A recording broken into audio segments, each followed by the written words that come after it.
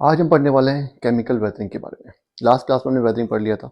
हमने ये भी पढ़ा था कि वेदरिंग 3 टाइप्स की होती है, केमिकल, फिजिकल और बायोलॉजिकल। लेकिन केमिकल वेदरिंग अगर हो रही है, मान लेते हैं, क्योंकि हम केमिकल वेदरिंग पढ़ रहे हैं, केमिकल वेदरिंग का एग्जाम्पल लेते हैं।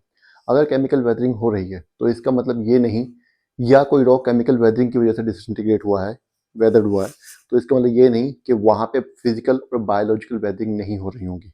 फिजिकल, बायोलॉजिकल, केमिकल तीनों टाइप की वेदरिंग प्रोसेसेस एक साथ चलते हैं।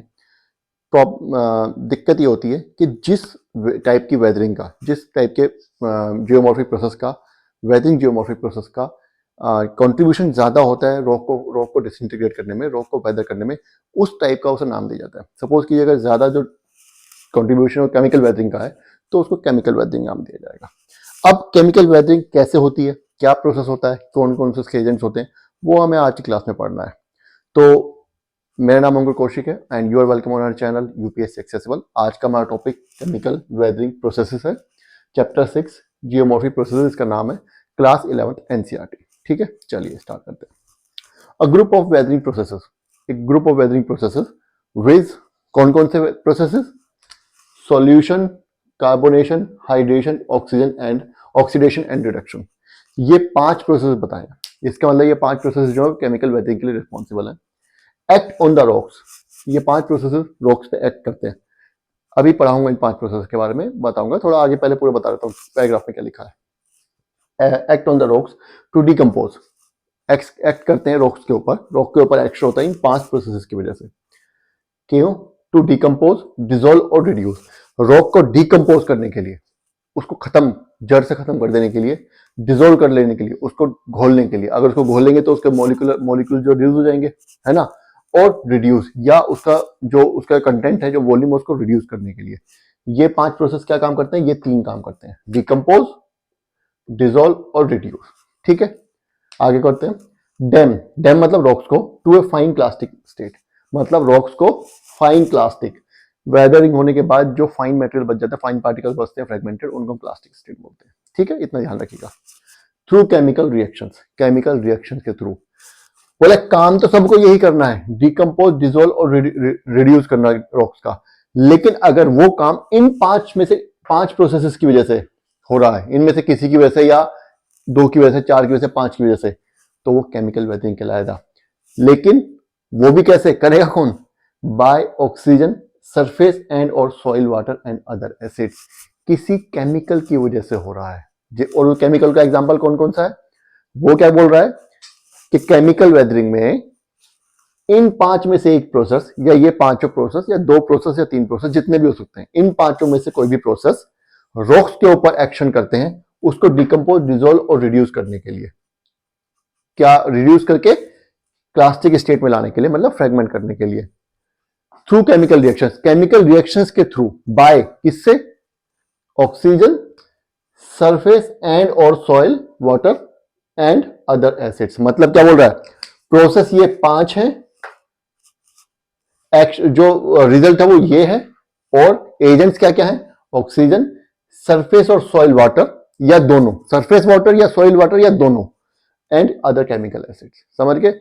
कोई भी अदर एसिड्स होंगे, उनकी वजह से अगर इन 5 प्रोसेस में से कोई एक होता है, या 5 होते हैं, और रॉक जो है वो डिसॉल्व हो जाता है, डिसइंटीग्रेट होता है, तो उसको हम केमिकल वेदरिंग कहते हैं। 5 बार समझा दिया, अब आपको याद होगा मेरे ख्याल से।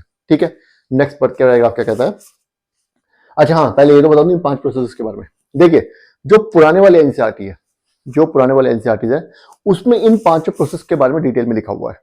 ठीक है, तो आप अगर चाहें तो पढ़ सकते हैं अपने रिस्क पे, आपको अगर पढ़ने का मन है तो, लेकिन पढ़ने की जरूरत नहीं है, unless and until your optional is geography. जब तक कि आपका ऑप्शनल नहीं है ज्योग्राफी, तब तक आपको ये 5 प्रोसेस पढ़ने की जरूरत नहीं है। अगर आपका प्रोसेस ज्योग्राफी है, ऑप्शनल ज्योग्राफी है, तो आपको पढ़ना पड़ेगा, क्योंकि फिर तो क्वेश्चन आएगा तो ये लिखना पड़ेगा। ठीक है, वहां तो बहुत लंबा चौड़ा लिखना पड़ता है, लिखना पड़ सकता है। तो अगर आपको ऑप्शनल ज्योग्राफी नहीं है, और आपको बहुत ज्यादा जिज्ञासा भी नहीं है, क्यूरियोसिटी भी नहीं है, तो आपको ये 5 प्रोसेस पढ़ने की, डेप्थ में पढ़ने की जरूरत नहीं है। होते क्या क्या मैं बता देता हूँ। सॉल्यूशन से आपको पता चल ही गया होगा कि वाटर डिसॉल्व हो जाएगा। जब वाटर डिसॉल्व हो जाएगा तो मॉलिक्यूलर स्ट्रेस पड़ेगी, कोई ना कोई अंदर फिर दूसरे केमिकल से रिएक्ट करेगा। कई बार ऐसा भी तो होता है कि एक मिनरल अभी रिएक्ट नहीं कर रहा, लेकिन पानी में डिसॉल्व होने के बाद वो फिर रिएक्ट कर जाएगा किसी और केमिकल से, है ना। तो सॉल्यूशन एक जो है हमारा एक प्रोसेस हो गया। दूसरा हो गया हमारा कार्बोनेशन। कार्बोनेशन में मतलब क्या होता है कि जो कार्बन डाइऑक्साइड है वो किसी मिनरल से या उसमें जो भी कोई केमिकल प्रेजेंट है रॉक में उससे वो रिएक्ट करेगी और एक कार्बन की लेयर बन जाएगी ऊपर, ठीक है, तो इसको हम कार्बोनेशन बोलते हैं। इसमें भी जो रिडक्शन होता है रॉक मटेरियल का या रॉक का कह सकते हैं। थर्ड हमारी आती है हाइड्रेशन। हाइड्रेशन में क्या होता है, पानी की वजह से केमिकल रिएक्शन होना कोई अंदर जाकर के, ठीक है, और मॉलिक्यूलर स्ट्रक्चर जो है चेंज हो जाता है, इतनी सी बात है।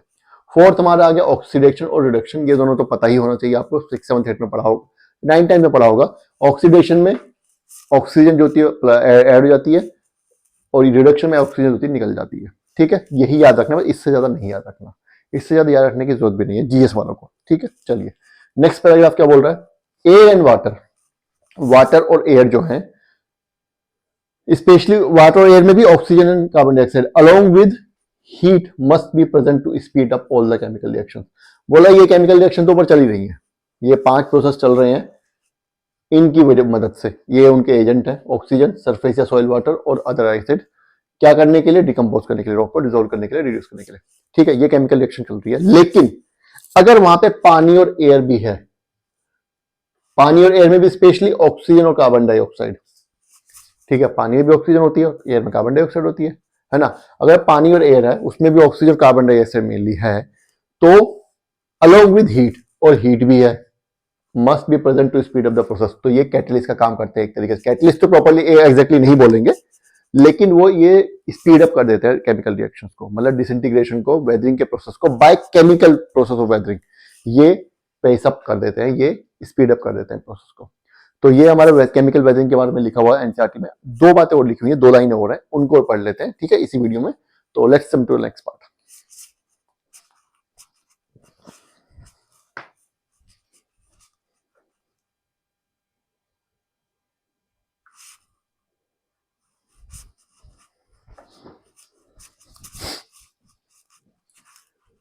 चलिए 2 लाइन और लिखी हुई है एनसीईआरटी में इस पैराग्राफ में ही, वो खत्म कर लेते हैं।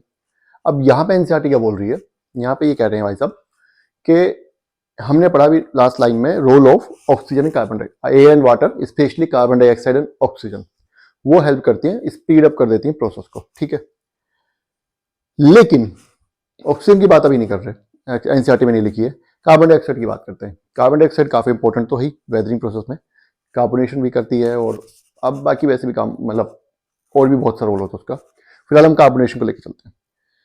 अब ये कह रहा है कि सिर्फ एयर में ही कार्बन डाइऑक्साइड मौजूद नहीं है, उसको अंडरग्राउंड से भी कार्बन डाइऑक्साइड कभी कभी मिल जाती है। अरे रॉक रखा हुआ तो सरफेस के ऊपर ही है ना, अर्थ के ऊपर, तो नीचे से भी तो कार्बन डाइऑक्साइड मिल सकती है उसको, है ना।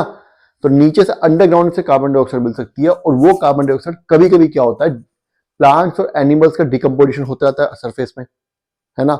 तो जब डिकम्पोजिशन होता है तो कार्बन डाइऑक्साइड की मात्रा बढ़ जाती है, और जब मात्रा बढ़ जाएगी, उसकी अमाउंट बढ़ जाएगा, तो और ज्यादा जल्दी कार्बोनेशन या कोई भी प्रोसेस जो कि कार्बन डाइऑक्साइड से रिलेटेड है, केमिकल रिएक्शन और ज्यादा बढ़ जाएगी, और उसका वेदरिंग प्रोसेस और जल्दी हो जाएगा, स्पीड अप हो जाएगा।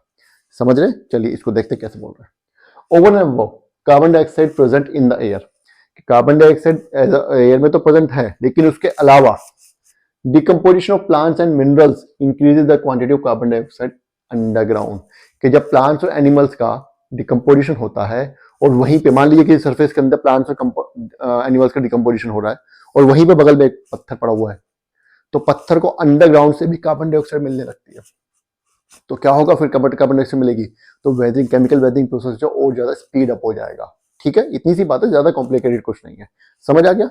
चलिए नेक्स्ट लाइन क्या बोलती है, these chemical reactions on various minerals are very much similar to the chemical reaction in a laboratory। और वो कह रहा है कि जो केमिकल रिएक्शन वहां पे चल रही होती हैं रॉक्स में या किसी भी सरफेस में, वो वैसी ही होती है जैसी हम लेबोरेटरी में परफॉर्म करते हैं केमिकल रिएक्शंस। समझ रहे हैं? यहाँ पे मैं आपको बात बता रहा हूँ कि लेबोरेटरी में केमिकल रिएक्शंस तो हम आज से कर रहे हैं, 10 साल से, 5 साल से, 20 साल से, 100 साल से। नेचर में तो केमिकल रिएक्शन पता नहीं कब से चल रही है। इनफैक्ट जो बायोलॉजिकल स्टूडेंट हैं उनको पता होगा कि जब फर्स्ट सेल, साइनोबैक्टीरिया जिसको बोलते हैं, पहली बार जब लाइफ अर्थ पे आई थी, तो that was also the result of chemical reactions only. वो भी केमिकल रिएक्शंस का ही रिजल्ट था। अगर उस टाइम पे केमिकल रिएक्शंस ना हुई होती तो लाइफ भी शायद अर्थ पे आज ना होती। तो केमिकल रिएक्शंस नेचर में होती हैं, हमेशा से होती हैं, लेबोरेटरी से बहुत पहले से होती हैं और लेबोरेटरी जैसी ही होती हैं, बल्कि अच्छी ही होती हैं। ठीक है, तो ये टॉपिक हमारा केमिकल वेदरिंग प्रोसेसेस खत्म हो चुका है। ये वीडियो हम यहीं खत्म कर रहे हैं। नेक्स्ट जो हमारा होगा वो होगा physical weathering processes. Next video बनेगी हम नेक्स्ट क्लास में फिजिकल वेदरिंग प्रोसेसेस। मैं पॉइंट छोटे टुकड़ों में वीडियोस बना रहा हूं ताकि ज्यादा बल्क ना हो एकदम से। आपका पास अगर टाइम है तो आप एक साथ देखिएगा, आपको जैसे शूट करे वैसे करिएगा। ठीक है, तो ये वीडियो यहीं खत्म करते हैं। बार बार देखिएगा वीडियो को, कमेंट कीजिए, कुछ समझ नहीं आ रहा तो दोबारा समझा दूंगा, और लाइक कीजिएगा, सब्सक्राइब कीजिएगा। Thank you.